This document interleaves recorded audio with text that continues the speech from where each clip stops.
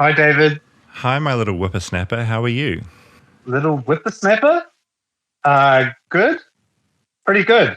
A little bit offended now, but What, whippersnapper? Do you not like whippersnapper? I don't know. It's similar vibe-wise to pipsqueak. But maybe whippersnapper is also like something a crotchety old drunk would call like someone skateboarding past.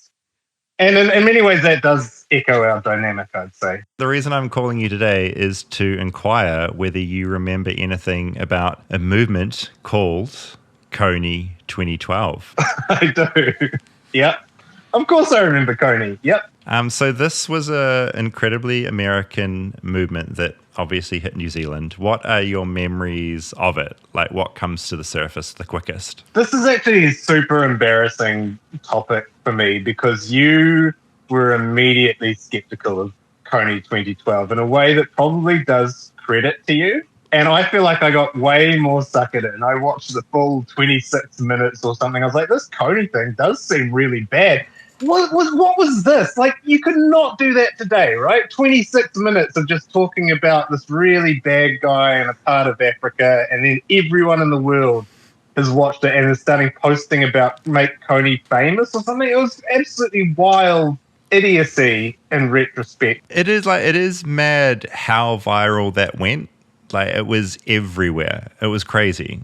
It's probably my most embarrassing thing. I feel like I did post something about Kony 2012, and I'm just like, I can't even believe. Like, I'm disgusted when I think of the person that I once was. I feel like you've picked this topic because, like, you're good on this. You've done so many embarrassing things and got so many things wrong in your life, like on a daily basis, minute to minute, really.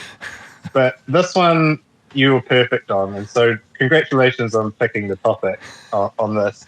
I'm not sure, in retrospect, why the t-shirts were going to help. Like, has Kony been tracked down? Is he still doing stuff? No, he's still on the loose. Kony's still out there. So he's very famous, which is the point of that campaign. We were trying to make Kony famous, but that has not apparently, giving him a celebrity status has not apparently ended his war crimes. No, it did raise a lot of money for invisible children, which is possibly a good thing. Some would argue they're not sure, but there is that. Yeah, it was all a bit of a questionable phenomenon. And it was that first taste of virality, right? Where we kind of had these viral causes. And everyone was kind of living out at the time. It was probably liberal cultural ascendancy. It's like almost either the first beginnings of liberal cultural ascendancy or the peak of it. I'm not really sure. And that everyone was it was an optimistic time in that sense, and now it's almost the opposite. It's fascist cultural ascendancy. Now you have conservatives cancelling Cracker Barrel. That's the culture now. So in many ways, take us back to Kony. It was kind of nice. At least we're trying to do something nice rather than get a white guy back on the Cracker Barrel logo. Like, that's the thing that we do now. What the fuck is even happening? Idiots. Cancel culture gone wild. I'm David Farrier, a New Zealander accidentally marooned in America, and I want to figure out what makes this country tick. Now, today, I want to rewind back to 2012, when a lot of things were happening here in America. Back in 2012, Barack Obama had been elected president for a second time and became the first sitting US president to support gay marriage. Hurricane Sandy caused massive damage, tearing across the East Coast and savaging New York. And the Sandy Hook Elementary School shooting took place, killing 26 and 7-year-olds and 7 adults, causing America to do, as always, absolutely nothing about it. And something else happened in America in 2012, and its ripples were felt across the world, even in faraway magical places like New Zealand. Because on March 5th, 2012, a group called Invisible Children released a documentary on YouTube called Kony 2012. The video went viral, becoming the first ever video to reach 1 million likes on YouTube, the speediest ever to reach 100 million views. A Pew Research poll at the time indicated more than half of young adults in America had heard about Kony 2012 in the days following its release. Justin Bieber, Kim Kardashian, Rihanna, and Oprah all tweeted wildly about it. The film, clocking in at just under 30 minutes, was about a man called Joseph Kony, Ugandan warlord who founded the Lord's Resistance Army, an army well known for using child soldiers. Over 25 years, the LRA had killed more than 100,000 people, abducted 70,000 more, and forced more than 2 million from their homes. Many of the abducted were children. They were forced to become soldiers in the army, losing lives and limbs in the process. Kony was indicted in 2005 for crimes against humanity by the International Criminal Court, but has never been apprehended. The purpose, the gimmick, whatever you want to call it, of Kony 2012 was to make the warlord Joseph Kony famous, so people would start caring about those kidnapped kids and help fund invisible children to do their work in bringing Kony down. The plan worked in that people did start caring. People gave donations to the cause, politicians joined in, everybody was talking about Kony. And then everything went wrong. So, wind back your clock to March 2012, because this, if you didn't know already, is the Kony 2012 episode.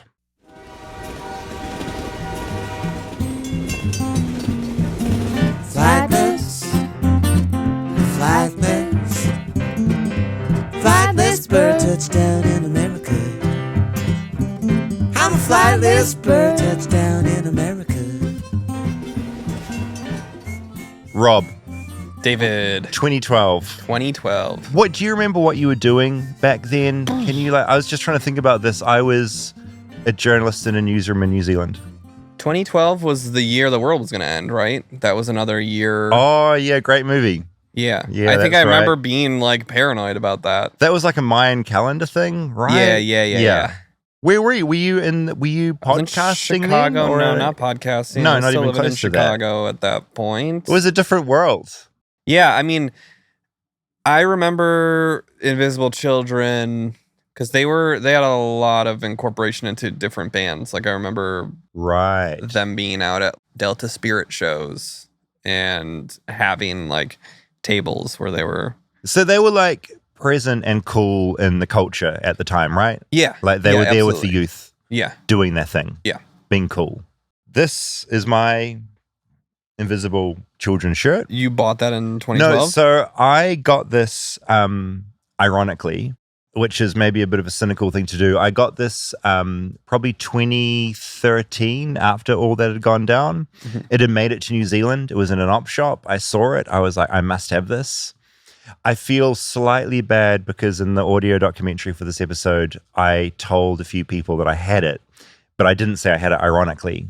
I was like, I have the shirt. But Hayden and I have always had this thing where like he very earnestly got into it. And I, for whatever reason, was just deeply cynical. Right or wrong, cynical about it. I get you being that way. Yeah, that was my default. Yeah. What was it like with your friends and family around you at the time? Was it a thing or did it pass you by? It was a thing, but I don't remember it being a big thing.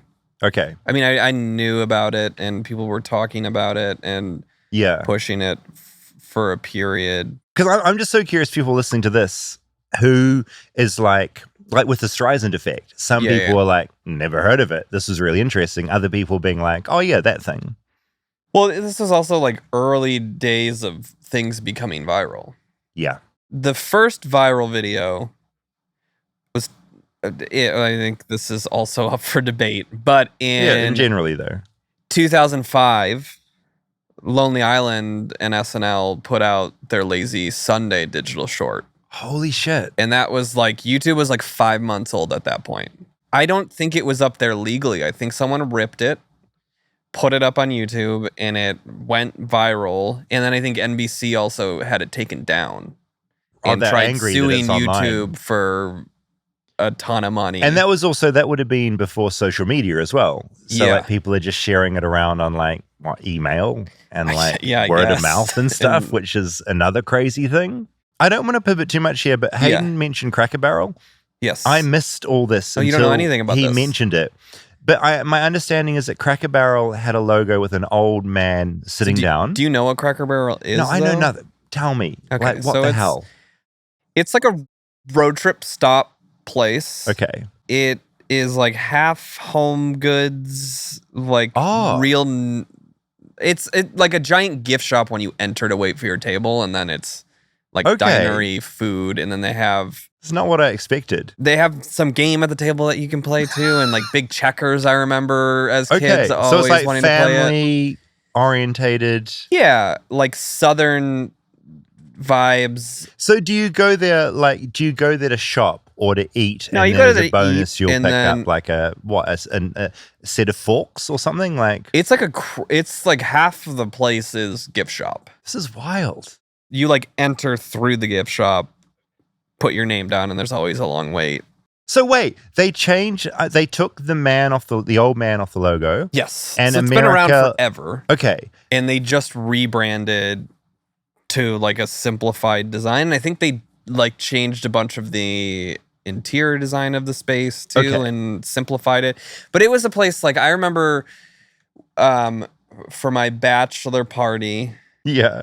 In Cracker Barrel? 2015, we drove from Chicago to Nashville and stopped at a Cracker Barrel on the drive to eat. Oh, amazing. And one of our friends was vegetarian. And they told him that he ordered like a combo breakfast thing. And they told him if he got meat with it, the meal would be cheaper. Incredible. So it was, That's and he was the just like, vibe of no, Cracker Barrel. I don't eat meat. I don't want the meat. Yeah, I And don't they're want like, the well, meat. yeah, but if you add this, you'll save $3 on this combo meal. How does that math work? Yeah, I just said math and not maths. Come more American. Wait, so they took the man off, and America collectively sort of lost its mind. They said, "Put the old man back on the logo. We want the old man." Yeah, and like the outside had rocking chairs you can go sit on while you wait. Look, there's always the risk with this podcast, right? Of like just preachy and being political, but like it's a perfect example because I was thinking as well. 2012 Sandy Hook happens, right? Yeah. It's one of the most like it's a school shooting that we all know about. There's been a school shooting this week, right? Yeah, today. Yeah, today. Fuck. But America can get on board very quickly with like changing a logo back. Gets real angry about it. Yeah. But not gun control. Gun control. And I was away last week filming a sizzle for what might be a doc I want to work on. And as part of that, I ended up in a gun range shooting for the first time an AK-47. Have you fired one of these things? No. It was weird because I had my sort of visual brain on being like, it's good footage shooting one of these guns, and I'm going to be obviously awkward doing it because I don't know anything about guns. Yeah. But I just had this really fucking horrible experience firing it where I was just like, It's a killing machine. it's a killing machine. It's not used for anything but killing people. Yes. It's for killing people. Americans love it. And it just, as I was firing it, I just was thinking school shootings. That's all I could think about. Yeah. But it's very, and I'm not making my point very logically here, but I just think it's kind of nutty how quickly as a country can get together and be like, bring that old man back on the Cracker Barrel logo. Yeah. And everyone's on board. How effective outrage can be over a brand change, but brand. how ineffective outrage over something much more serious like gun control is. The impact of Cracker Barrel having a different logo versus the impact of kids being safe in school should be able to be prioritized differently. It's real mad. And it's almost, I feel like an idiot talking about it because nothing ever changes and like everyone weighs in. But it's just, I just think occasionally you have to just go like, what the hell is going on? This is, because America is so good at coming together, but over the dumbest shit. Yeah. It's like, no, we should get together over like the kids that have been gunned down by this gun that America apparently loves that's only there to kill people. Yeah. So did they effectively change the logo back? It's gone back. Oh, it's the gone old back man's already. back. Okay. Yeah. So they lost the old man. They just had the word Cracker Barrel, the logo, the font. The old man's back. People get really fired up over change. I think like Gap had something similar a while back where they rebranded and people were pissed. People that are mad about that, how often are they actually going to Cracker Barrel? I'd argue you'd think every day, right? Yeah, it's like but fundamentally like I don't think there's insulting one their life. nearby us. No. And I saw a lot of people posting about that logo. I think, yeah, people don't like change, and it definitely has this nostalgic factor. It was like going to church, like type morning vibes, going to eat breakfast there. And I get it. Like I have associations with like certain places for like, I don't know, I get it, but also the amount of angst around it is just it's so surprising. Well, then at the end of the day, it's a business, and I mean, people have the right to choose to support it or not, too. Apparently, the old man was called Uncle Herschel. Checks out. That was his name. That's who they removed. Random fact, in 91, an intra-company memo called for employees to be dismissed if they did not display normal heterosexual values. Which is, I think, says all you need to know about Cracker Barrel. Yes. All right, Kony 2012. Yeah, Kony 2012. Should we just play the documentary? I think so. Learn about it, and then we'll break it down after. Yeah. Chapter 1, The Intern. I am Lily. I live in Seattle, Washington. I'm from New Hampshire, but I've lived in Seattle for 10 years now. We first heard from Lily on Flightless Bird many months ago when she wrote in with an episode idea. It was a story she knew really well, a story that started for her in the mid-2000s. So one day when I was like 14, like I said, I grew up in New Hampshire, a really small town, 1,000 people. I was in our local coffee shop, and there were some really cool-looking kids that I didn't know and didn't recognize. And they were clearly part of Invisible Children because the Invisible Children van was parked outside, and I had no idea what that was. And being the nosy 14-year-old that I was, I just went up and started talking to them, and I was like, "What's Invisible Children? Who are you? Why are you here?" She talked to those cool teens for ages, and as someone who'd never left the small town of Rumney, population 1,498, she suddenly found her world getting bigger.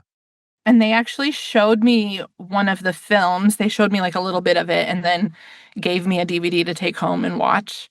And my mind was blown. She doesn't remember the exact name of that film, but Invisible Children had been making a bunch of stuff before they made Kony 2012, all focused on raising awareness about the tens of thousands of child soldiers in Uganda. Lily knew, right back then in the cafe, she wanted to work for Invisible Children. So I went to college and hated it. And on a whim, decided to apply for an internship. And they were really competitive internships at the time. So I did not expect to get it. And then I got it, and I dropped out of college. And I moved across the country to California, and I left New Hampshire for the first time. She dropped out of college in 2011 and started at Invisible Children in January of 2012. So it kind of became my dream job. It was really amazing. There was like a lot of magic, I would say. Just a bunch of young kids really excited to be there. I think there was something like 60 interns, and there was staff, a lot less than that, who were like all a little bit older than us, but still, I think, not even over 30. So still really young. And everybody was just really creative and really excited to be there. And we all lived together in one house. It must have been a big house. Yeah, it was. Not big enough for 60 people, but it was big. Talking to Lily about this big house and about the office, it felt like talking to someone who'd lived in an influencer hype house and worked at TikTok HQ or something. You know, everything just turned up to 11. Was there any point in this where you were like, you're all in this house together, super charismatic, all wearing these t-shirts? Was there any moment where you're like, this is a bit culty or a bit like too intense? Yeah, the cult jokes were flying for sure. I mean, even to this day, honestly, like we all kind of like, was that a cult? Was it not a cult? And on record, it was not a cult. But yeah, it was really, we were really insulated from the rest of the world, and not because anybody told us we had to be, not because, but we like, lived that whole experience. It was our whole lives. We ate every meal at the office. We sometimes slept at the office. There was nothing else. a lot of like musical theater kids. There was always a lot of singing and dancing. Jed specifically, Jed is like a super creative guy. He is also really well connected to cool people in LA than San Diego. So I remember, I think he brought in some like famous dancers to come teach us a dance to a cool song. And I don't know, it was just really fun. Jed is Jedidiah Jenkins, a really key part of Invisible Children and the documentaries they made. Tell me about Jedidiah and his vibe. Jed is I don't know him I don't know him super well now at all. I didn't know him super well then, but everybody knows Jed. That's like the vibe. Jed is like just kind of a magnetic human being. I think everybody and anybody that comes into contact with Jed feels like they're really special. Like he just like makes you feel special. I feel like his title was something like director of ideas or director of imagination or something silly like that. Looking online, I think the title was director of ideology, so close enough. He and Jason were, I think, best friends at the time. They seemed like best friends at the time, so they were really close. Jason, one of the founders. The story of co-founder Jason Russell and what happened there, we'll get to that. But to understand what happened there, we have to talk to Jed, which brings us to Chapter 2, Jed. I meet up with Jed in what I'd sort of describe as an old cabin up in the hills around Hollywood. We've been exchanging texts for a few weeks, and he greets me with a big, giant smile. He hasn't really talked to anyone about Kony 2012 since this all went down, but today, well, he's talking about it. My name is Jedidiah Jenkins. We're currently in my little kitchen. We're here to talk about Kony 2012. I was just telling you earlier, I have in New Zealand a red Kony 2012 t-shirt because I was excited by the campaign. And like here we are years later. Yeah. It was called Cover the Night, where we were going to wear the shirt and put posters everywhere to make Kony famous. I still have my red shirt. I actually brought it from New Zealand to LA with me. I like collecting bits of pop culture. And Kony 2012, it's pop culture. Anyway, I wanted to know how Jed came to be such an intrinsic part of Invisible Children almost 2 decades ago now. I went to USC in Los Angeles with one of the founders of Invisible Children, Jason, and we were very dear friends. Then I went to law school. And as I was leaving law school, I felt very disenchanted with the world, and I wanted to do something good. And so my friend had started this organization where he was going to end a war with child soldiers. I was like, okay, how can I help? And so I moved to San Diego and I started helping with them in 2006 was my first year. And it was just the most exciting place to be on the planet. You're just surrounded by young people trying to do something like stop the abduction of child soldiers. It just was like the most exciting possible thing. And it was this dawn of the internet where the world was connected. Like I had friends in Ugandans who are messaging me on Facebook every day. And I'm like, this is my friend. It was the techno-optimism era. And we felt like this flashpoint of that moment. And so ramping up to Kony 2012, we had made 10 documentaries and toured them around the United States in high schools. Jed and his team would take these short documentaries all around America, showing them in schools, churches, whoever would have them. They'd bring in kids from Uganda to help spread the message. These documentaries were all around 30 minutes long with names like Go and Together We're Free. What we now know is Kony 2012. The original vision for that was a bit different. It was going to be their first feature-length documentary, a doc destined for film festivals and the big screen. Originally, the documentary that was made called Invisible Children was just a film that was like trying to go to Sundance. It was just to basically talk about these kids who were leaving their home and sleeping in the bus park in the center of Gulu to avoid being kidnapped at night by the LRA, Kony's rebel group. And they made this documentary and they started showing it. Sundance didn't want it. So they were like, well, this is something that people need to know about. So they started showing it at schools and churches. And people were very moved. How can we help? And so they were like, I guess we'll just start an organization. And they realized that most people don't want to sit through a sad documentary about hurting children. And so how can we make them? Two things. One, make the films fun and emotional. And two, show them at schools and churches where kids have to watch them. But we were all in our 20s, so we knew what kids wanted to see, which was if you're going to be emotional about somebody who doesn't look like you, who lives in a mud hut thousands and thousands of miles away, you don't understand life, you have to make them empathize with them by making them seem like a kid just like you. And so the films had them dancing to Jay-Z. I mean, this is all real. This is like their real life. Is that these kids are just like us. They just happen to be born in a war zone. And so it was really these humanizing films, and we would tour them each semester. We'd make a new film every semester and tour them around and get kids to start clubs, invisible children clubs, and they would raise money, and then they would build schools. And if your high school in America raised the most money, then you won a trip to go to Uganda to see the school you were building. It was very amazing. So we did that for 6-7 years. And then we had made 10 films. We'd gotten a bill passed in the Obama administration to help pursue Kony. Like we had done big things, like rallied the government. Yeah, huge things. Yes. And Kony, the world didn't care.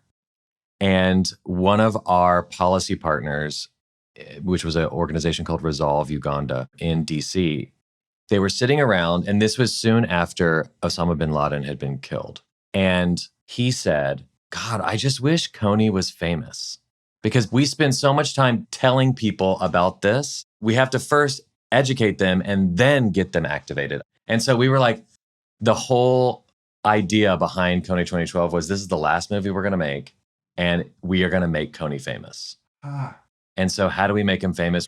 We had always toured our films, and we would sell our films as like a fundraiser. Like you'd get a DVD for $15. Now we were going to push all our chips in and be like, we're just uploading this on YouTube for free. We'd never done that. Chapter 3, Going Viral.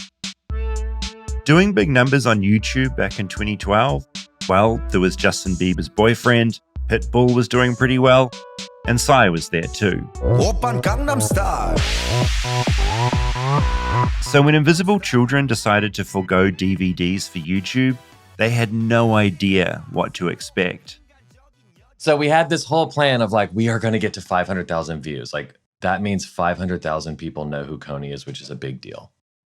And it would be a big deal. Yes. I mean, yes, for like this little documentary made by these kids in San Diego. I remember my friend push publish. In the first 24 hours, I think we had 1 million views, which we wanted 500,000 in a year. So we were gagged beyond. I mean, the elation was so electric. We were like, this might work. We have been sending kids for 6-week tours to high schools in the boondocks to tell this story. And now the miracle of the internet, which we have loved, is gonna save these kids. It was the most electric feeling of my life. The director of Kony 2012, the main guy at Invisible Children, Jason, was getting a lot of calls. If he wasn't on the phone, he was on the news. CNN, BBC, ABC. I think I probably saw him on the 6 p.m. news in New Zealand. And Jed, he was getting calls too. I got a phone call from Rihanna. My phone was blowing up. My phone rings 4 times in a row. And I'm at dinner and I'm like, who is that? So I leave dinner and I go, hello. And it is my friend who's a music video director. And Rihanna had called him and said, I just saw this film and I've never wanted to get involved with something more. And he goes, I know that guy. I went to Africa with them because he came to see our projects. So anyway, they call me. She was like, I've never been so moved. I want to do anything you tell me. I want to meet you.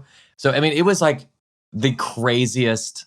Your brain's exploding. Brain's what? exploding. Rihanna's just called me? What? Yeah. And this is the thing we had been working for. Like, we believed the millennial generation is the first generation that's fully connected to the whole world. We have access to the internet. We can know and learn anything. What is that going to do? It's going to create global empathy and potentially world peace. This was deeply our ethos. It was amazing. And there we had like 80 interns every semester, and we would bring over 15 or 20 Ugandans. And it was just so amazing. And this was another reason why it hit so hard, is because these roadies had been showing this film for 2 months. And so a lot of people in the Invisible Children clubs all around America had already seen the film, but it wasn't uploaded on YouTube yet. They had seen it in a screening. In the screening, the roadies said, okay, you guys, on March 5th, we are going to upload this, so you need to share it. And this coincides with the invention of the Facebook newsfeed. So now your third cousin that you happen to be friends with on Facebook posted this video, and then also your ex-girlfriend posted it. And all of a sudden you're seeing it. Now you got to watch it. And that created this spiral of virality that was unintended. Okay, so wait. This is going crazy. People are watching. Your numbers of views are going up. People are talking about it. It's spreading around the world. I'm wearing a t-shirt in New Zealand. What's the next step? How's the money coming in? I can't even remember how that was done. Like, how are people donating and what did that side look like? The main way money was coming in was we had, at the end of the actual film, is a commercial for the action kit, which is a box that has a t-shirt in it and a poster and a bracelet. And that entire box was meant for April 15th or whatever that day was, which is Cover the Night. So you buy this thing and you had a month and a week. How much was it? Like 25 bucks? It had been 25 years of the conflict. So we were like tying everything together. And the kit probably cost us $10 to make, but we sold. So that was flying out the door. Yeah, we sold, I don't know, 1 million of them. We sold a lot. I don't want to gloss over the smart genius of all this. Jed and Jason and the whole team, they did something incredibly savvy with Kony 2012. They didn't know how crazy it was going to get, but it wasn't just some kind of blind luck. They were keenly observing other videos online and trying to understand what made things pop. For example, there was a Vimeo video about juggalos called American Juggalo. One of my favorite things. Ever. And it was 23 minutes long. And I remember when we were talking about this, I go, the movie has to be shorter than 30 minutes. Because I remember clicking on the Juggalo thing because it was a longer one on Vimeo. And it started with a 2. And I go, I can watch that. We had an identical experience with that. So I can do this. I will watch. Yeah. It's like, okay, it starts with a 2. And so we made Kony 2012. And when we were done, and it was just how we wanted it, it was like 31 minutes long. And so we shaved individual film slices off scenes. And the final film is 29 minutes and 58 seconds. Okay, so some bad things are about to happen in this story. That's usually the way, right? Good things happen, and then some bad things come along. That's where we're at. Chapter 4, The Response Video. The first bad thing that happened is that the internet, the way it was set up, the new functions it performed, which had been so good to them for a few days, it was about to turn on them. When for you was like the first inkling of some negativity coming in or something being a bit, So it started where this coincided with a new feature of YouTube, which is YouTube will automatically suggest the next video. Very early on, a young girl in Canada, who her father is from the Ugandan diaspora, got on there and she just made a response video to Kony 2012. She did this in like 3 hours. And her response video was, my dad is from Uganda and he says Joseph Kony's dead. So I think this is fake. And the thing is, we just spent 30 minutes educating people about something they didn't know about. So there's no other frame of reference. So then they see a Ugandan daughter saying Kony is dead. And then it was fucking confusing. Yeah, holy shit. You've got this almost informal follow-up to your documentary that everyone that's watching is going to watch this. Yeah. Then all of a sudden, lots of people believe her. So now when somebody posts Kony 2012, they reply, oh my God, you're so embarrassing. You don't know, this is fake. The pushback to that documentary, it spread, and quickly. This is one of the first cases I can remember of an online story moving this fast. Gawker, Reductress, New York Post, of course, internet news publications were just posting immediate rumors and lies. Suddenly, people were outside the Invisible Children office protesting. They had signs, they had loudspeakers. There was this idea, and it still persists today, that if Kony was dead, or at the very least no longer in Uganda. And this is a $25 pack people like me are ordering. And then this video has been seen 100 million times. There's so much money, it must all just be a giant scam. So we weren't used to people hating us. Also, when you like lead with your heart, you just really deeply believe in what you're doing. And then people are like spitting on you or whatever. Like people came and protested. I think a big part of this, and it's something Jed acknowledges, is that there was this whole white savior thing going on. Like, people were now openly mocking the idea of a bunch of white kids in San Diego trying to end a war. So that was also part of the conversation going on back in 2012. And the rumors and speculation were just running out of control. And then we're talking to our Ugandan team partners. A lot of the Ugandan diaspora left Uganda after Museveni became president, and they hate Museveni.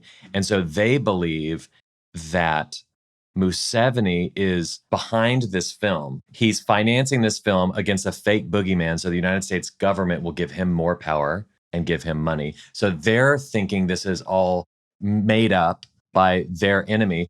I mean, it's like in COVID when they have this amazing technology comes through with the mRNA vaccine, but you've never heard of mRNA since AP Bio. You don't even know what you're talking about. And then the next person goes on TikTok and says, that's going to fuck up your blood-brain barrier. And you're like, well, wow, what's a blood-brain barrier? Like all that you don't know cascades into paralysis or cynicism. And so all of a sudden there was this wave of cynicism.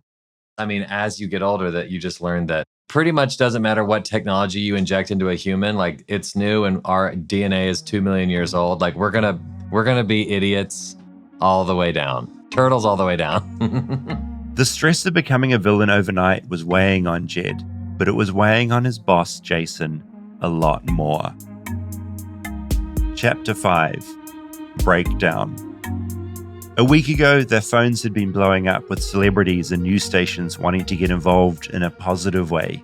Now every phone call was about putting out a fire. Jason is trying to plug the holes in the ship, and he's nonstop doing press. And he so deeply believes anybody that in the entire history of our organization, if someone ever didn't believe in what we were doing, whether it's white savior complex or working with the UPDF, which is the Ugandan military, to like pursue the rebel group. Some people did not like that idea because they're pacifists or, whatever. He was like, call me. Here's my phone number. I'll talk to you. Like, I have nothing to hide. Like, I'll talk to you for 6 hours because I want you to at least know my perspective, even if we don't, whatever. That was his entire MO. Yeah, and that's manageable when you're talking to a few people, not when the entire world wants to talk to you about this thing. It was very that. And so he didn't sleep for like 7 days. And then ultimately, right as we're like plugging holes and like trying to do our best, whatever, it breaks his brain. And then, he is having a full mental health crisis. And I came to the office that day. Our interns are 19 years old and they're all just crying. Maybe this is a good time to check in on one of those interns, Lilly, who you heard from earlier. This is like one of the most vivid memories of the whole time. We were in the office. We were going to have a party for some reason in like the big conference room. Remember, the conference room had these tables, like built-in tables that went around the whole entire thing, and there was champagne lining. There was just like 30, 40, 50 bottles of champagne like lining all the tables. So we were all sitting in there waiting, and then our boss, Zach, came in, and we called him Coach Barrows, Zach Barrows. He was like very much like a sports coach. Like, I don't know, everybody loved him. He came in and I remember he walked up to the front so fast and so like his arms crossed, and everybody was still happy except for one guy sitting in the corner, Johnny Pockets. I don't know why we called him that, but we did. And he was crying with his like head in his hands. And then Zach came in, and it was clear something was wrong. And Zach just got up to the front of the room and said, "Jason," and then started crying. Like, couldn't get the words out. We all were like, "Jason, what?" Like, I thought he had maybe been hurt or died or something. I wasn't sure. I don't think anybody like fully knew exactly what had happened for a little while. But he told us because he said Jason had a pretty public episode. So this thing happened. Somebody filmed it and sold it to TMZ. And TMZ told us they would give us 2 hours to like figure out what to do with that information, tell our staff. They released it within like 10 minutes. I don't want to do a TMZ myself and make the story all about that moment, because that moment was a mental health crisis. And why dwell on anyone's mental health crisis?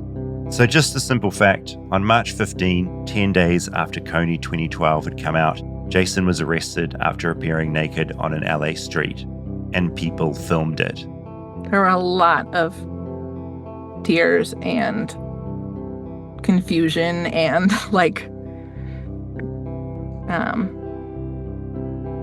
I don't know. I remember feeling like it's just over. Like everything's just done. Like all of these years of work that so many people have put in and all of the good that we did is just like, what is going to happen now? And also so much concern for Jason. Like we all loved Jason so much and knew that he was really, there was a lot of stress on Jason in that time.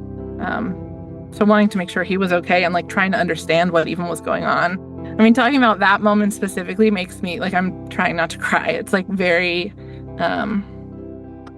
it's really painful and it's really sad. Back then, Jed didn't see his friend's breakdown coming. Or rather, in hindsight, he saw the signs, but he didn't know what he was looking at. Remember, they'd all just ridden this massive high and then this insane low. I had no experience with this, so I didn't know what the signs were. I just knew that he was, now I know the terms. It's like forced speech where somebody like never stops talking. Like they can't listen. They believe they're getting downloads and they're hearing things. And like, now I know the signs, but I did not. I was just like, oh, he needs to sleep. Yeah, he's hyper. He's not shutting up. He's saying some weird stuff. Yeah. You don't expect this to happen. And then when that happened, we became a joke to the level where South Park did a whole episode. And they made a song called Jackin' It in the Streets. Imagine dedicating your life to trying to end a war and you end up a South Park joke. That is tragedy on a level. Stay tuned for more Flightless Bird. We'll be right back after a word from our sponsors. Support for Flightless Bird comes from Quince. Now, here in a lot of America, cooler temperatures, they are rolling in, thank God. And as always, Quince is where I'm turning for fall staples that actually last. Quality. From cashmere to denim to boots, the quality holds up and the price completely blows me away. Quince has all the kinds of fall staples you'll wear nonstop, like super soft 100% Mongolian cashmere sweaters starting at just $60. And their denim is durable and fits right. And their real leather jackets bring that clean classic edge without the elevated price tag. As for what makes Quince different, they partner directly with ethical factories and skip the middleman, so you get top-tier fabrics and craftsmanship at half the price of similar brands. I just got a new wallet from Quince, which Ooh, hello. I'm very excited about. And I got Vinny a cute little button down that he's going to wear. I like it when kids are not in like silly kids clothing, but like they could just be little adults. Yeah, grown up. They're in grown up clothes. Which that's is the best. The best part of Quince is you've got women's, men's, kids. They've got bedding. They got bath, cookware, travel. They've got it all. Yeah, not just clothes. But if you do want clothes, keep it classic and cool this fall with long-lasting staples from Quince. Go to quince.com/bird for free shipping on your order and 365-day returns. That's QUINCE.com/bird. Free shipping and 365-day returns. Quince.com/bird. Support for Flightless Bird comes from BetterHelp. Now, one simple fact about life is we turn to some really weird, funny places for support, but not everyone in your life is a therapist. Not everyone is the one, and sometimes your friends just don't want to listen to you moaning on and on. So find your right match with BetterHelp. Yeah, sometimes you need someone a little more qualified that can take a more objective view Yeah, of like what your you have to say than hairdresser your might friend. not be the one. Barista's probably sick of you moaning on in the coffee line. Sometimes a therapist is actually the right option. Yes, and BetterHelp has been helping people find that match for over 10 years with a 4.9 rating out of 1.7 million client session reviews. I like knowing a therapy session is coming up because I can just store some of my stuff for that session, and just knowing it's coming up kind of feels like a weight off my back. And with BetterHelp, it's fully online. You can pause your subscription whenever you need to, and you can switch therapists anytime at no extra costs. And I think being able to swap is a really great thing to have built into this. Yeah, they have over 30,000 therapists. It's a lot. It's the world's largest online therapy platform, having served over 5 million people globally. And it's super convenient. You can join a session with a therapist just with a click of a button, helping you fit therapy into a busy schedule, busy life.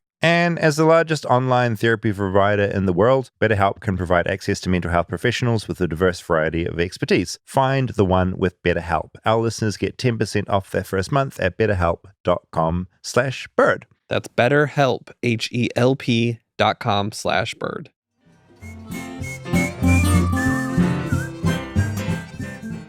Chapter 6, The End. When did you walk away from realizing you couldn't keep going with this? Invisible Children continued for about another year and a half as it was. Then that's when Invisible Children as an organization moved to DC and began strictly being like a policy and on the ground work. But Kony is hiding in a forest with no roads the size of Texas. So, like, what are you going to do? I mean, we can try. We're really trying, but it's really hard to find a needle in the haystack. Once Kony 2012 blew up this organization, which was my whole life, I stayed another year to just help in any way I could. Looking back at it now, very broad kind of hack question, but like, what would you do differently? Is there something you look at and you just, I wish we'd fucking done that? Hindsight being what it is, I would protect my friend who has bipolar 1 from being that exposed and in the limelight. Like, that was damaging. I would have a suite of information explaining our programs ready to go for people that wanted to learn more. And then I would also told if this goes big, you need to understand that once you're in the audience of the world, a sizable portion is not going to like you. That is just the nature of size. And so it was this little charity that we wanted it to be famous, but we just didn't know the cost. We were a group of people that were earnest. And so cynicism was something that we actually actively rejected. Because a lot of the charity space, NGO space is cynical because they've done this for 30 years. It's so hard to make change. And we had that delicious naivete of youth where it's, okay, well, if you tell me something's impossible, I'm going to try twice as hard and I'm going to prove you wrong. I mean, that's the brilliance of youth. They've all had time to reflect on this. And this whole experience, if experience is the word, it's sat with them for over a decade now. And while there are real criticisms of the project, like oversimplifying really complex topics and people and places and timelines, everyone I've spoken to who was involved at the time is adamant no one was running off with any money. But still, with more wisdom and age, there are some things they look back on that they know they could have done differently. Is there any sort of key areas where you're thinking your perception has shifted on the project? What does that look like? Yeah, I'm trying to decide if I'm okay saying this, but the one thing that I have really thought about and had a really hard time with is the kind of model that we used in the US when we were screening these films.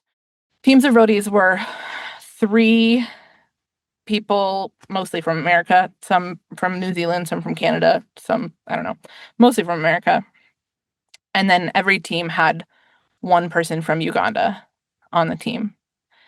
And that person had some really personal connection to the conflict and the Lord's Resistance Army.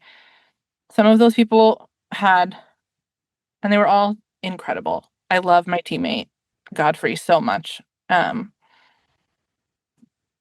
Yeah, some of those people had really, really horrific stories, really horrific trauma, like unimaginable, like forced to kill their families, kind of like as children.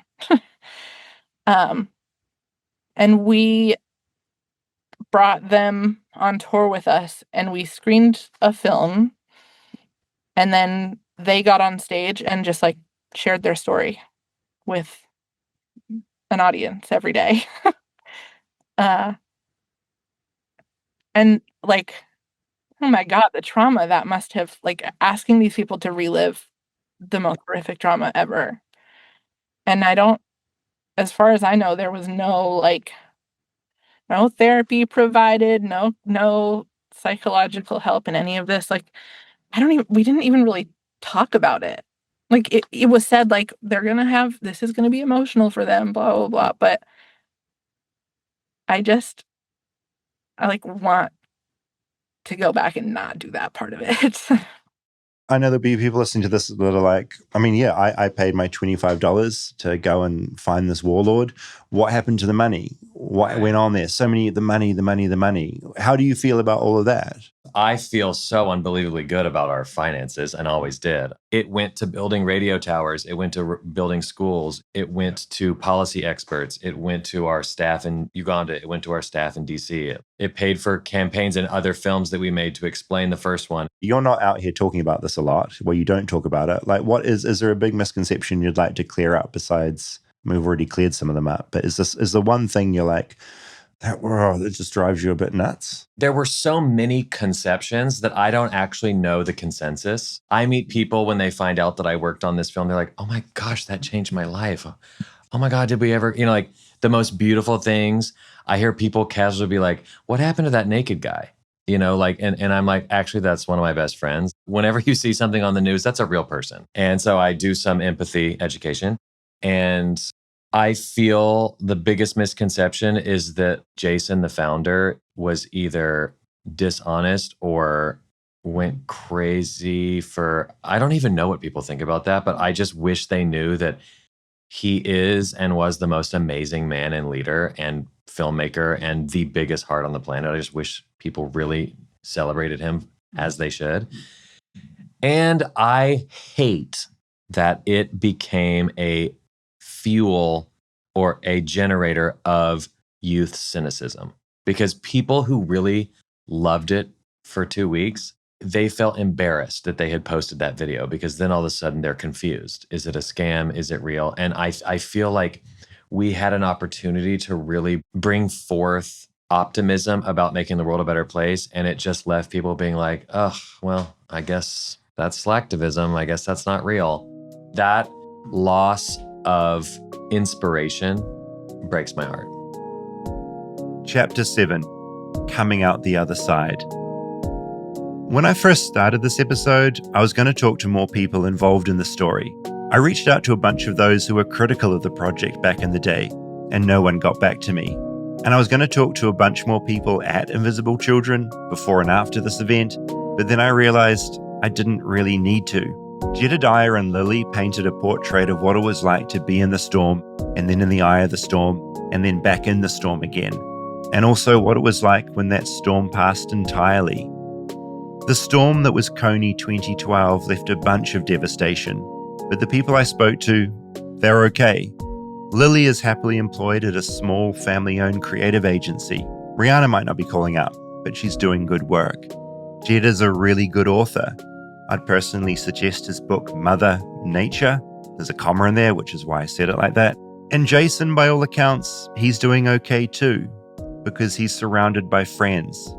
And I find that sort of remarkable, that after all that shit went down, friendships survived.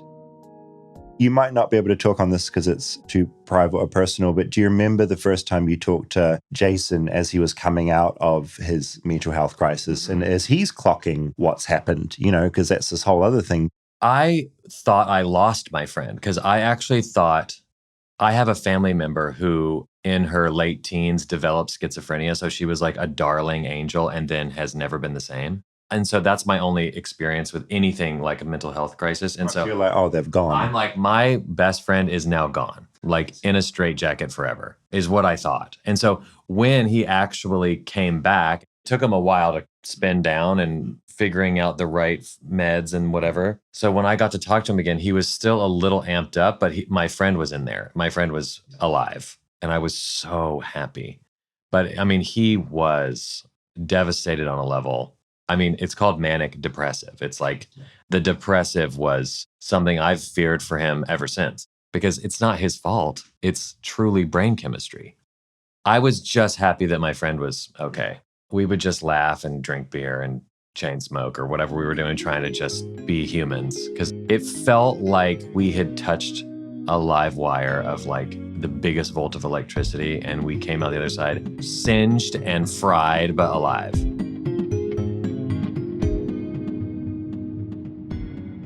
Yeah, Jed painted that so well. I forgot that like Facebook just did its newsfeed thing and what a big thing that was, and the whole YouTube recommended videos, all the stuff we take for granted.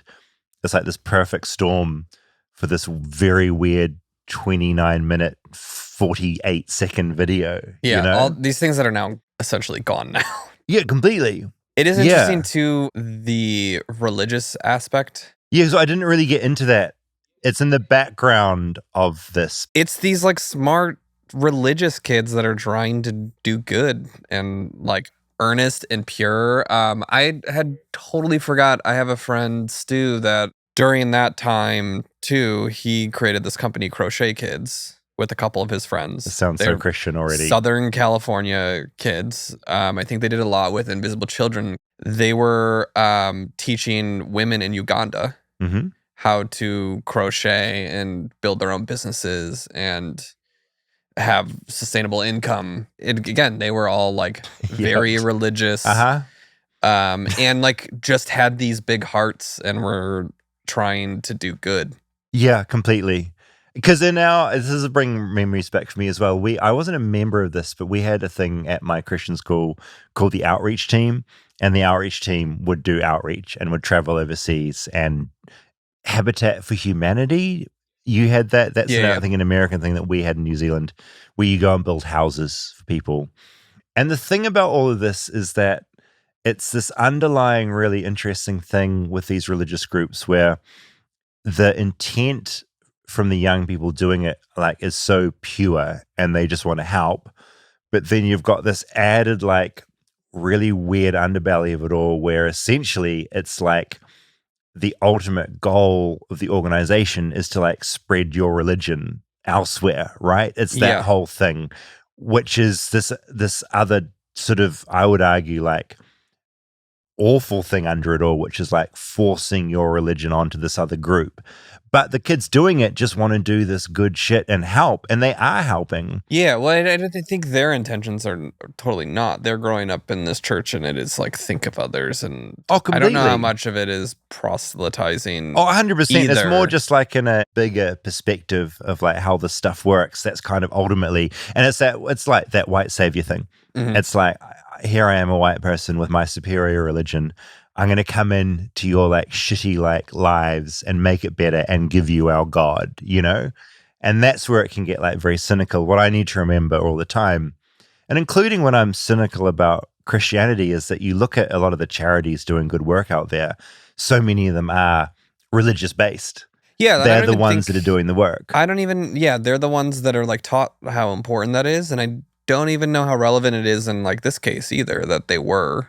If anything, it just makes it even more devastating that these people with such pure intentions at that time, especially, just get like chewed up by the internet. Of like so the internet being so new in that form. I fucking forgot that South Park did an episode. Yeah, that's so brutal. Like South Park goes after the most awful things. Tom Cruise. To go up, you know? Yeah, completely. Like the leader of like one of the worst cults in the world. Yeah. But they go up to this group of people, and like that's such a crazy level. And talking about how there was like such a total lack of cynicism and it was nothing but earnest. But the internet hates earnest. Like I hate earnest. Like I find it really repulsive, which is partly me and I think partly being from New Zealand.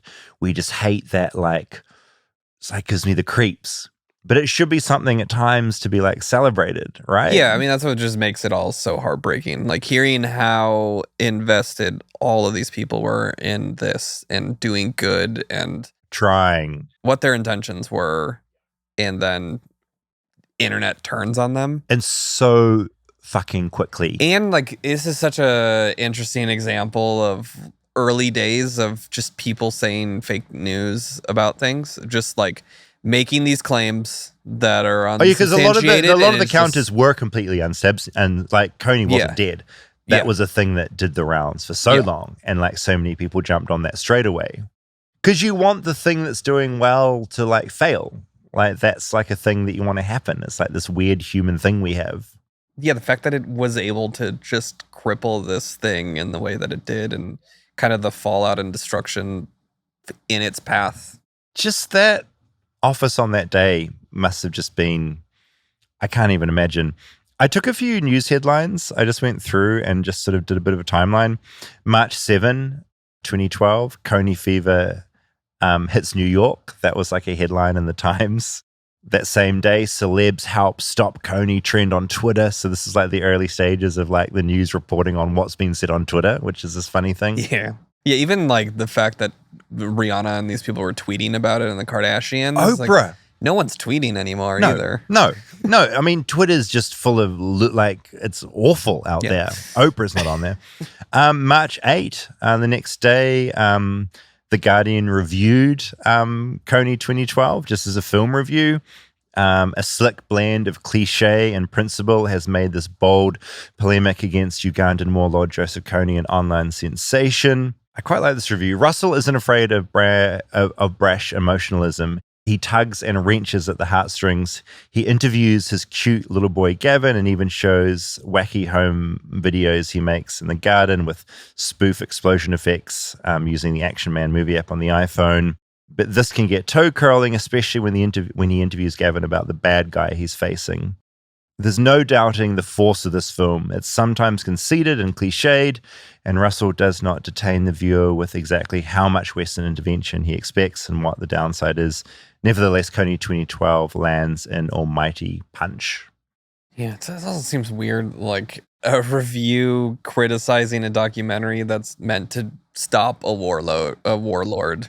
Yeah, I mean, that's the other thing. Like, was it even a documentary? Like, it was like a slick bit of... There's two ways of looking at it, right? It's like a doc, or it's like a very slick ad for an organization, right? Just the intent of it. I guess at first the intent of it was this is just a film. Yeah, you're sort of saying like the idea of like critically reviewing a doc on something that is trying to do a good thing is like a bit of a shitty move. Yeah, like Frontline covering Hurricane Katrina and the footage that they do of all the destruction, and then like some reviewer being like, "Wow, the way they put this package together." Yeah, no, that's really... a good point. No, I hadn't thought about it in that way. It is kind of, it's a downer. A few days later, this is moving so quick. A headline: growing outrage in Uganda over the film. There's growing outrage over a viral internet film viewed more than 32 million people in 4 days. It suggests Africa's longest running conflict is still raging. Al Jazeera did a video story about it, which I'll put in our show notes. So like criticism is growing for this whole thing. What was the Ugandan take on it? Uganda didn't like it? It got so complicated. I'm going to play this one report. It's 2 minutes. Okay. And it's actually like kind of sums up the vibe. Over 70 million people have already seen the Kony 2012 video worldwide, but almost nobody has seen it here in northern Uganda, the area worst affected by Joseph Kony's rebel Lord's Resistance Army, because there's little internet access. And so a charity organised a public screening in the town of Lira, inviting local reaction. It would have been better if initially people in the north looked through and say, we agree to that, it would make sense. And if we had not brought it down here, no one would bring it and they would be completely excluded. Kony and the LRA are no longer in Uganda, having fled to neighbouring countries, leaving victims groups like this one trying to rebuild their lives. Many, scarred or maimed for life, have travelled to town to see the film that the world has been talking about. Leo Odongo was abducted by the LRA. He says he'll never forget the day a landmine blew off his arm and killed 4 of his friends as he tried to escape. He's heard about the video on local radio. He says he supports the campaign for Kony's arrest, but he thinks some of the promotion methods sound offensive. If people in those countries care about us, they will not wear T-shirts with pictures of Joseph Kony for any reason. That would celebrate our suffering. But Invisible Children are adamant their strategy is justified and effective. I understand why a lot of people are wondering, is this just some slick kind of fly-by-night slacktivist thing, when actually it's not at all. It's actually it's connected to a really deep, thoughtful, very intentional, and strategic campaign. News of the screening spreads far and a large crowd gathers at sunset. They're expecting to watch a film that documents their suffering as they perceive it. For many people here, the video is simply puzzling. It contains footage of an American man, his son, and it documents events that happened here in northern Uganda years ago. But as the film progresses, puzzlement turns into anger. There are some kind of people, there are some kind of NGO who are trying to mobilize funds using the atrocities committed in northern Uganda. We wanted to see how our local people were killed. Correct. So these are all white men, these are films, different from northern Uganda. That is why sometimes rocks are thrown, the screening comes to a halt, and the crowd scatters into the night.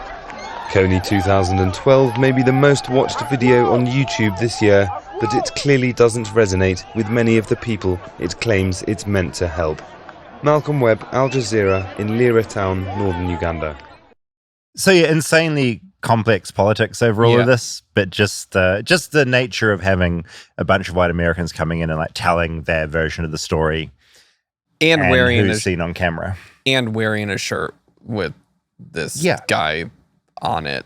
I mean, it's such an American approach of like getting this out. It's like an ad campaign for a good cause of raising money, but like that translates in like really poor form on a very sensitive subject. Yeah, I mean, in that news report, you had people who'd lost like limbs, you know, and it got very, very tense, and there are a lot of stories going around like that.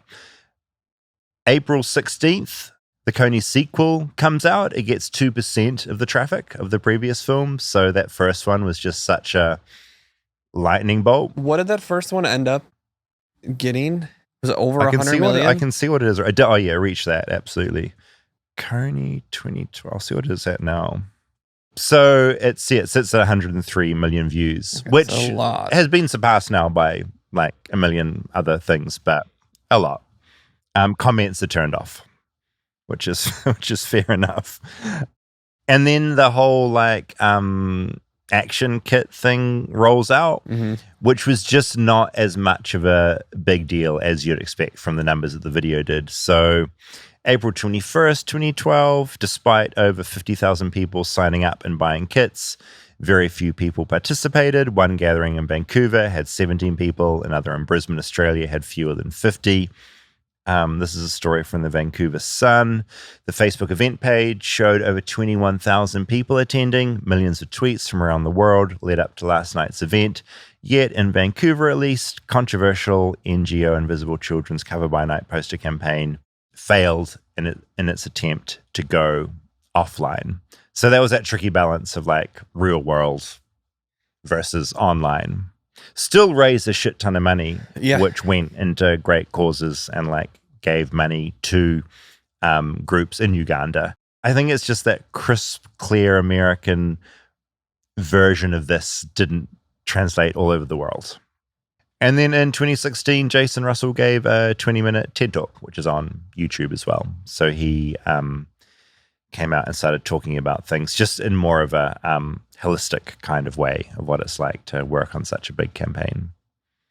But yeah, it was, 2 weeks of crazy. Yeah. Like 2 weeks of absolute insanity. And I feel like there hasn't been a better example of such a crazy internet story that spread so wide around the world where, as I say, this t-shirt I bought in an op shop in New Zealand. Well, it was also just the perfect storm of everything, like Jed was talking about, of like the infancy of the internet and in this viral kind of way, and Facebook tweaking their platform and Newsfeed, yeah. YouTube being what it was at the time. And what a smart decision to just put it online for free. Yeah. Like there was, as you say, there was a time when it was argued against putting stuff out for free. Like, how do we make money off this, you know? Yeah. But such a smart thing to do. Well, when your goal was awareness and Yeah. getting this in front of people, then it made sense. I don't know what else to say. Thanks to everyone to talking to me about it for the story, because it was like for me, I found it like a very fun thing to revisit because it's something that I only knew from the outside. Yeah. I love looking back on something that happened like over a decade ago and kind of just breaking it down like that. It's so fascinating to me. Okay. Feedback. We've got some banger feedback. Yeah, you texted me that. I texted you. I'm very excited. Yeah, I don't know. About the feedback. Okay, so for one thing, I'm going to go to homecoming. I'm going to a homecoming football game. Yep, you texted me that too. I'm a little afraid for you. Deeply but, excited. Didn't realize it's different to prom entirely. Yes. I'm going to go to the football game. And if I don't get run out of town with my weird New Zealand ways, then I can go to the homecoming dance, which I'm deeply excited about. To be clear, principal has approved it. Teachers are all okay. I'm not just showing up. Yeah, you'll have a chaperone that's I an adult. won't be on TMZ. Walking you be around. okay. So homecoming is, I think, beginning of the school year and prom's end of the school year. Okay. And the football game is a very big part of it. Yeah, I guess so. Oh my God. Did you go to homecoming? No. That wasn't your thing I at all? didn't go to any of my school dances. Okay, same. In New Zealand, I never went to any of our high school balls. That's what we called them. I only went to a football game for my high school in like junior high. Did you enjoy it? Or was it just like... It was, no. We're so identical in that. I just had no interest. I'm so into homecoming though, because I just know it from... I can't believe it's a real thing. For me, it's just from like rom-coms that I watched. Yeah. I can't believe it. I'm very excited. I just imagine that movie, Not Another Teen Movie, that was spoofing all of this. Yeah. I need to rewatch that. I need to rewatch 100 movies before I go. I can't imagine that ages well, but I bet it's still very funny. Oh, I'm curious about everything. I'll report back. Chris Evans is like the quarterback, and I remember his dad trying to set him up with his mom after his breakup. What? Say again? Yeah. I mean, it's a very absurd movie, but I remember... Are you trying to give me plot lines or what I should try and achieve at this homecoming? I just remember, I remember that scene of he had just broken up with his girlfriend. He's at home and his dad knocks on his door and he's like, you need to meet someone. He brings in his mom. Right. That was such a thing because American Pie had the whole thing about like Stifler's mom, right? Yeah. And it had like Varsity Blues and Bubble Boy or American Beauty. Like it was all of those movies. 10 Things I Hate About You, I think, tied into that. I should rewatch it before I go to my first homecoming, do you think? Or that just why not? A lot of people wrote in with some Streisand effects. Something very obvious that we missed, the Jumbotron at the Coldplay concert. Of course. Yeah, 2 people caught having an affair. If they'd just done nothing, if they'd just stayed there, the world would have like moved on. But them pretty much running for cover, Streisand effect. Perfect example. It's sort of a perfect example. It's like a very metaphorical version of it, though. It is, yeah. I mean, they didn't tried send their to, like PR team after it to squash it, and then that's how it blew up. Yeah, completely. It's like they in the moment. They tried to like make it a nothing. I mean, I like the parallel a lot, but yeah, there's a great one out of Australia. An example. So have you heard of Gina Reinhardt? She's Australia's richest woman. That's her on the right. And there's a portrait of her that went up in the National Gallery?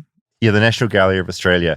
And she demanded that the gallery get rid of this portrait. She's like, this is awful. So, of course, it's suddenly in every newspaper, Australia's richest woman wants this portrait removed.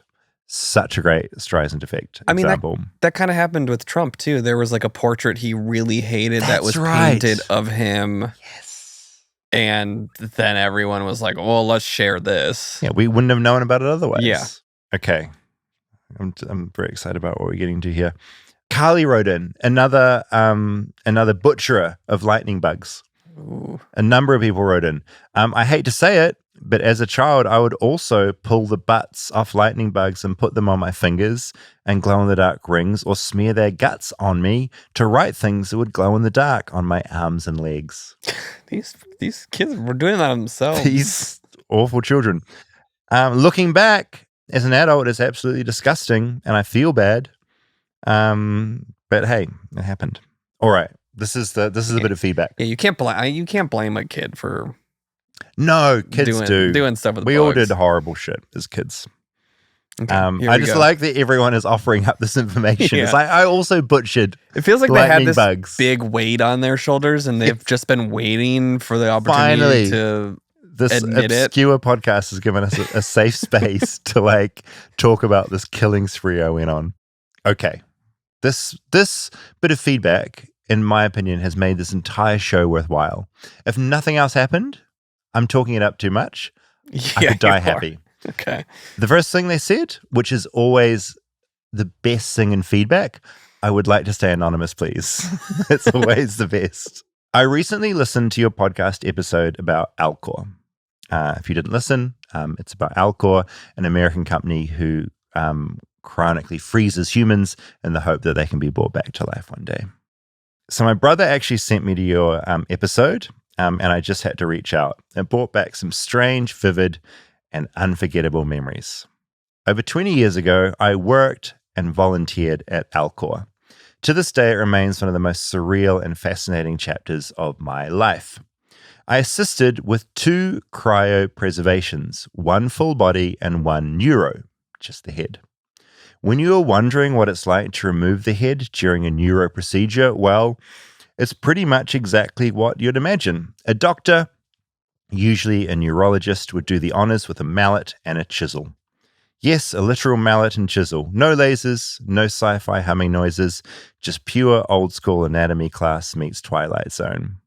I remember standing there at one point thinking, okay, the body's over there, the head's over there in a box. This is my Tuesday.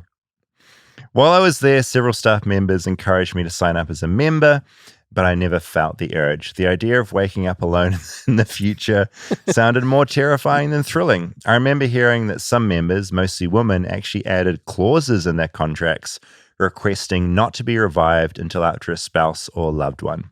Cryonics is wild, but even in the far future, apparently no one wants to wake up single. That said, the science behind it fascinated me, especially the vitrification process and its potential for organ preservation and transplantation. If we ever get to the point of reliably preserving and restoring organs, that alone could be world-changing. I didn't hear mentioned in your episode that I thought might interest you. The cryostats, the big metal cylinders, don't require electricity. They're cooled entirely by liquid nitrogen. So even during a power outage, things stay perfectly chilled. If the apocalypse comes, Alcor patients might still be the best preserved people on the planet. In situations where a full body couldn't be recovered, say in a plane crash, some have opted to have Alcor preserve whatever tissue they could find. There was this hopeful theory that memory, identity, or at least essence might be recoverable from DNA, kind of like Jurassic Park, but hopefully with more ethics. Back when I was there, the CEO wasn't actually signed up for cryopreservation himself, which always makes me raise an eyebrow. Membership isn't for the ultra-wealthy. It's often just a matter of paying monthly dues and taking out a life insurance policy that names Alcor as the beneficiary. Also, Nat Geo's Naked Science series aired an episode in 2006 called Freeze Me. It covered an actual cryopreservation at Alcor. It's definitely worth a watch. So yeah, I will be tracking down that episode. I just love that someone listened to that and they're like, yeah, I worked there 20 years ago and I was in the room when they cut someone's head off. Yeah. Whew. I still can't believe it's a thing that is a thing. Yep. I can't believe it. So thank you, anonymous person, for messaging in. very appreciative of it. And then brings us to the conclusion of another Flightless Bird. Email us at flightlessbirdchat@gmail.com. Love to hear from you. And we will be back next week. Very curious if you had any involvement in Kony 2012. Did you go out and plaster posters all over your city, country, town, village? And do you, like me, still have a red Kony t-shirt? All right. See you next week. See you next week.